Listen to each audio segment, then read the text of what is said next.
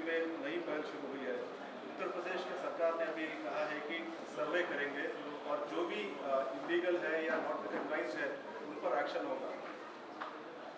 देखिए, सबसे पहली बात तो ये है कि ये मदरसे जो है वो मदरसा बोर्ड के तहत रिकग्नाइज नहीं है। ये प्राइवेट मदरसे हैं जिनको स्टेट गवर्नमेंट या सरकार कुछ एड नहीं देती है, ना उनकी सर्टिफिकेट रिकग्नाइज करती है। तो वो अगर ख़ुद अपने मदरसे खोलकर चला रहे हैं, जैसे दारुल उलूम देवबंद है, मुबारकपुर में अशरफिया है, ऐसे कई बड़े बड़े मदरसे हैं डिफरेंट स्कूल्स ऑफ थॉट के, प्राइवेट मदरसे हैं जिनका ना सरकार से कुछ लेना देना है, ना सरकार उनको कुछ फंडिंग करती है। हाँ, जो मदरसा बोर्ड के तरह रिकग्नाइज्ड हैं वो सरकार से उसका ताल्लुक़ है, गवर्नमेंट से। इससे ये क्यों सर्वे क्यों करा रहे आप? मैं अगर मदरसा खोलता हूँ तो अपने इस्लामिक तौर तरीक़े उनको सिखाने के लिए, इस्लामिक फ़िक़्ह सिखाने के लिए, उनको मौलाना बनाने के लिए, मुफ्ती बनाने के लिए, और स्टेट गवर्नमेंट से ताल्लुक़ ही नहीं है।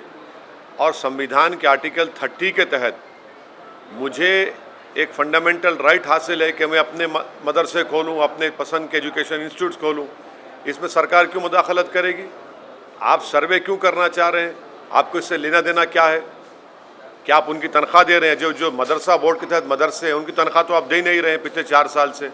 ये मदरसे प्राइवेट मदरसे हैं, अनएडेड मदरसे हैं, और आर्टिकल 30 के तहत इसको कायम किया गया है। तो स्टेट गवर्नमेंट क्यों सर्वे करा रही है? आपको लेना देना क्या है? अब आप एक ऑर्डर जारी कर दीजिए ना कि अब आप मुसलमान मत रहिए, आप कुरान मत पढ़िए, नमाज मत पढ़िए, ऑर्डर जारी कर दीजिए। वही करना चाह रहे आप। ये सर्वे नहीं है बल्कि एक छोटा एनआरसी है ये। एक चीज मदरसों को लेकर पूरे देश भर में और बार-बार सवाल उठते हैं। वैसे में अगर कोई सरकार चीजों को रेगुलराइज कर रही है, क्यों रेगुलाइज करेंगे? क्या रेगुलाइज कर नहीं क्यों क्या रेगुलाइज करेंगे आप? जो मदरसे मदरसा बोर्ड के तहत उत्तर प्रदेश में वो आपका रिकॉर्ड है। ये मदरसे से, ये जो प्राइवेट मदरसे हैं जो मदरसा बोर्ड से रिकग्नाइज नहीं है, जो आर्टिकल 30 के तहत उनको राइट है, आप क्यों करेंगे सर्वे उनका? आपको क्या राइट है करने का? क्यों करेंगे आप? नहीं आप क्यों जानकारी करेंगे आप? क्या आपके सामने नहीं, आपके सामने मदरसे चल रहे हैं, आप क्यों शक करते हो मदरसों को? आपके दिमाग में बात बैठी हुई है शक करना। आपके कल एक ऑर्डर, आप इस सर्वे करके बोलेंगे नहीं यहाँ पर नमाज नहीं पढ़ो मदरसे में, आप कहेंगे नहीं कुरान मत पढ़ो। अरे भाई ऑर्डर जारी कर दो ना, बोल दो, तुम सब बोल दो कि मुसलमान नहीं है। ये करना चाह रहे मकसद आप हैरास करना चाह रहे मुसलमानों को। रिकग्नाइज मदरसे की बात नहीं कर रहा हूँ, मदरसा एजुकेशन बोर्ड अलग है। ये प्राइवेट मदरसे हैं जो भारत के संविधान के आर्टिकल 30 के तहत मुझे खोलने का पूरा इख्तियार हासिल है। आप उसमें इंटरफेयर नहीं हो सकते, आपको कोई राइट नहीं सरकार को इंटरफेयर करने का उसमें। आप क्यों करेंगे? क्या पैसे ले रहे, क्या आपसे कुछ ले रहे कर रहे? ये हम मदरसा हमारा है। अब ये छोटा एनआरसी है, मैं तो कहूँगा ये।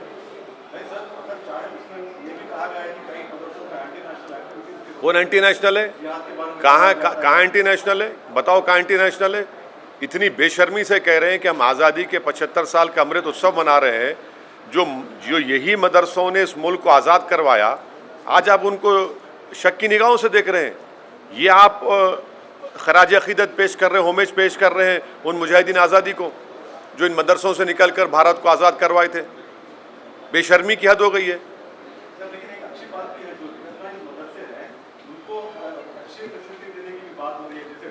सुनिए, आपको झूठ बोला जा रहा है। सच्चाई ये है कि जो मदरसा एजुकेशन बोर्ड के तहत मदरसे हैं जिसमें पंडित लोग वहाँ पर मैथ्स और साइंस पढ़ाते, कभी जाकर गाजियाबाद में इंटरव्यू लीजिए, 2-2 साल से तनख्वाह नहीं मिली उन लोगों को, 2-2 साल तनख्वाह नहीं मिल रही उन लोगों को, तनख्वाह नहीं दे रहे आप। वो तनख्वाह क्यों नहीं दे रहे आप ये प्राइवेट मदरसों पे आप आ गए जो मदरसा बोर्ड से ताल्लुक़ ही नहीं है। अरे जो मदरसा बोर्ड में है उनको तनख्वाह तो दो तुम। ना सेंट्रल मोदी गवर्नमेंट दे रही है, ना योगी गवर्नमेंट तनख्वाह दे रही है उनको, वहाँ जो टीचर्स पढ़ा रहे हैं। ये प्राइवेट मदरसे हैं, आप क्यों सर्वे करेंगे? आपका मकसद एक ही है कि हरास करना, मुसलमानों को, इस्लाम को बदनाम करना, जो आप नफ़रत करते हैं। कल आप ऑर्डर पास कर दो ना भाई, कुरान नहीं मत पढ़ो, नमाज मत पढ़ो, यही करना चाह रहे हैं आप। आपका मकसद यही है। सर आपने एक ट्वीट किया है चाइना आखिर क्यों मोदी सरकार रशिया में चाइना की आर्मी के साथ हम मिलिट्री एक्सरसाइज क्यों कर रहे हैं भाई? ये क्या क्या क्या तमाशा हो रहा है? ये लद्दाख में 1000 स्क्वायर किलोमीटर पर चीन की फौज बैठी हुई है और फिर हमारे ग्रेजिंग राइट्स में उस 8 किलोमीटर या 10 किलोमीटर अंदर आ चुके हैं। हम अपने जानवर को ले जाकर वहाँ पर ग्रेजिंग नहीं कर सकते। 50,000 के करीब फौज हमारी चीन की फौज के खिलाफ खड़ी भी है। आप उनके साथ मिलकर मिलिट्री एक्सरसाइज कर रहे हैं और दूसरी तरफ फॉरेन मिनिस्टर बोलते हैं कि चीन से रिलेशनशिप नॉर्मल नहीं होंगे जब तक कि वो बॉर्डर का इशू हल नहीं करेंगे। हम क्या जवाब देंगे उन सिपाहियों को, फौज को, जो हज़ारों फीट के ऊपर ठहरकर भारत की ज़मीन से चीन जो हमारी ज़मीन पर कब्जा करके बैठा है उनसे आंख में आंख डाल रहे हैं? ये कौन सी देशभक्ति है? ये कौन सी फॉरेन पॉलिसी है कि चीन की फौज के साथ आप मिलिट्री एक्सरसाइज करेंगे? क्या मजाक बना के रखा है मोदी सरकार ने हमारी देश की आर्मी का, हमारी देश की सुरक्षा का, हमारी टेरिटोरियल इंटीग्रिटी का, भारत की सॉवरेनिटी का। सर, ममता बनर्जी ने भी आरएसएस की तारीफ कर दी। हाँ, 2003 में उन्होंने उनको पेट्रियट कहा था और आरएसएस ने उनको दुर्गा कहा था। और जब चुनाव आ गए तो फिर शुरू हो गई सेकुलरिज्म। अब कह रही हैं कि आरएसएस में अच्छे लोग हैं। हम ममता बनर्जी को बोलना चाह रहे हैं कि कब तक आप भारत के और बंगाल के मुसलमानों की आंखों में धूल झोंकेंगी? आप आरएसएस का जो मेंबर होता है, जो सुबह में ओथ लेता है, वो ममता बनर्जी पढ़ के सुनाए। हाँ, ये अलग बात है कि जनियो दारू एक हो रहे हैं तो हम कुछ नहीं कर सकते, मगर ये क्या बात है? आरएसएस को आप तारीफ कर रहे हैं और फिर मुसलमानों को बोलते हैं कि भाजपा को रोकने वोट दो। कि आरएसएस भाजपा में फ़र्क है कोई? ये अब जो टीएमसी में जो मुसलमान चेहरे हैं, जो टीएमसी में जो लोग हमको उंगलियां उठाते थे, अब बोलो क्या बोलना है उस बारे में?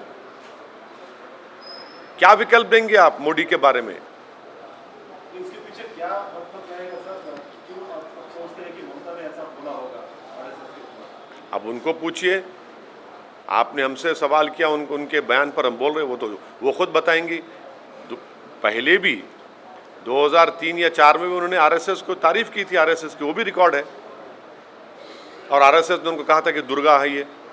तो अचानक ये मोहब्बत पैदा हो गई, तो इसका मतलब है शुरू से मोहब्बत थी। या फिर ईडी का नहीं, शुरू से मोहब्बत थी, मगर हम लोग, हमारे आंखों में पर्दा पड़ा हुआ है ना सेकुलरिज्म का। हमारे आंखों पर सेकुलरिज्म का पर्दा पड़ा हुआ है, तो अब ये पर्दे हट रहे हैं, लोग देख रहे हैं अब। सर, एक समीकरण, नया समीकरण बनता हुआ दिखा। कल हमारे मुख्यमंत्री बिहार गए थे, पटना, बिहार के मुख्यमंत्री से मिले।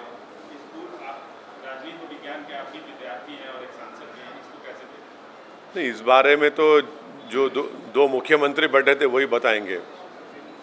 मैं ना मुख्यमंत्री हूँ ना संतरी हूँ। मैं एक पॉलिटिकल पार्टी का सिपाही हूँ और बैठ के सब देख रहा हूँ।